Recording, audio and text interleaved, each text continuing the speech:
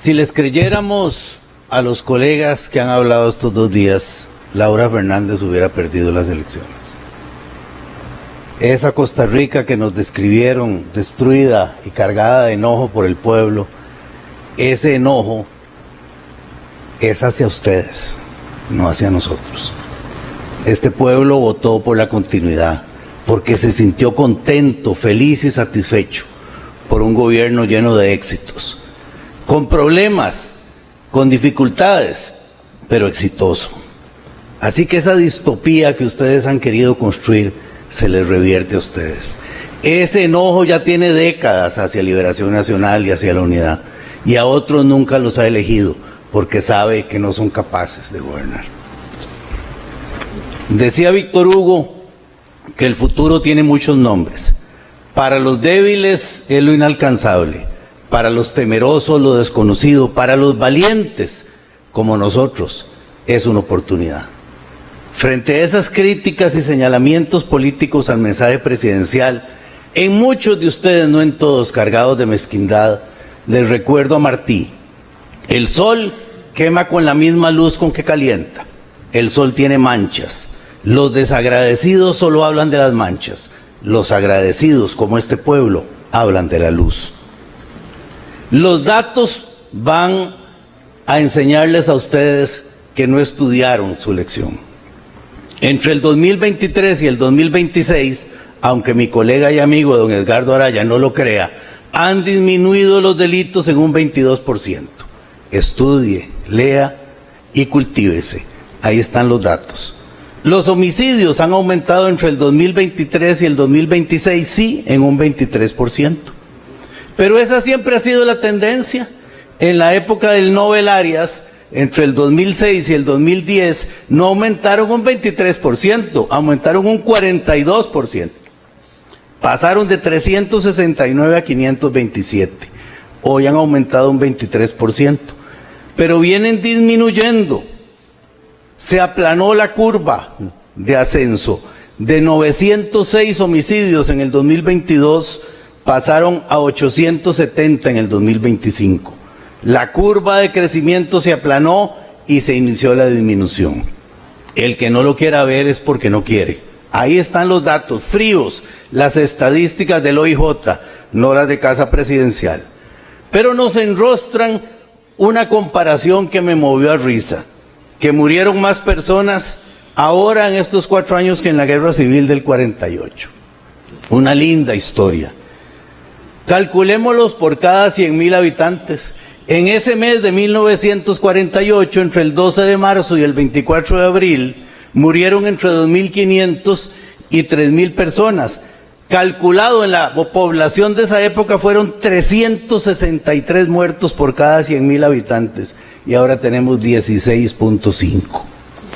Si seguimos a este ritmo, pronto escucharemos a los colegas del frente haciendo los cálculos con los muertos de la guerra de Troya.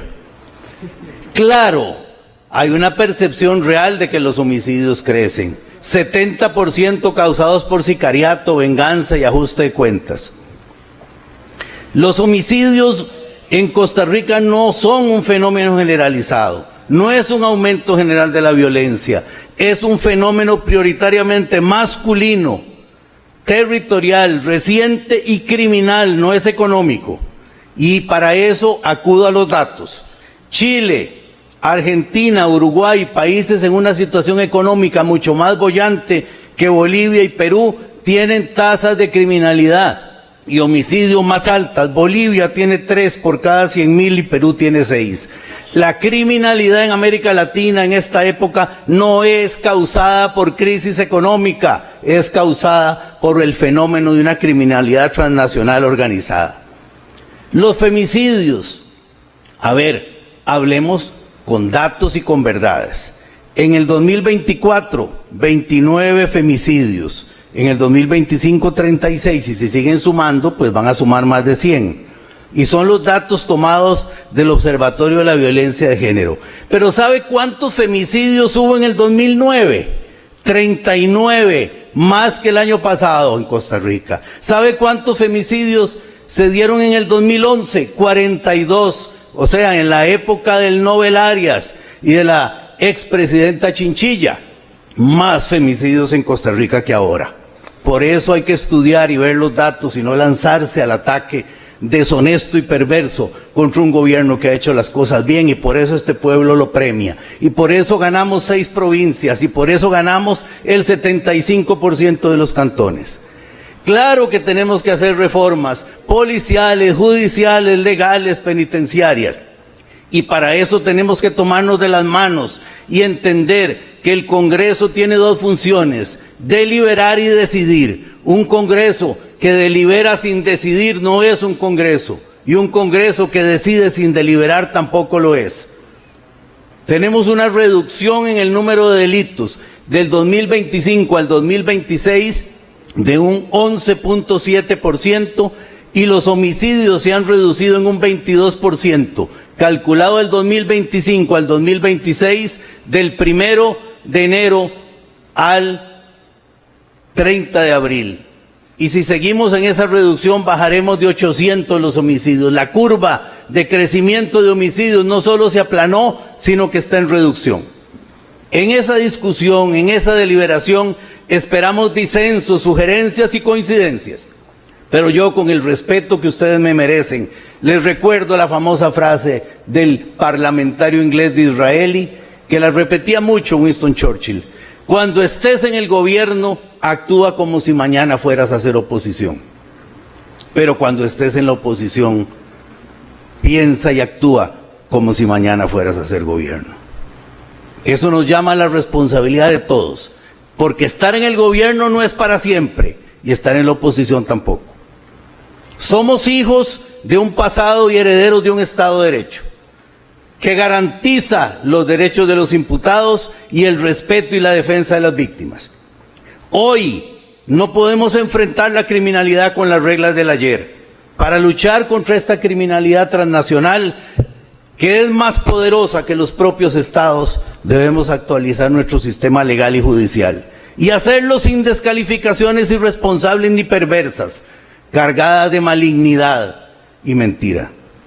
Este gobierno apoyó la extradición a nacionales, presentó el proyecto, lo impulsó, para recibir de parte de algunos los ataques de que somos un narcoestado. No, hemos recibido las felicitaciones del gobierno de los Estados Unidos y de toda la comunidad internacional.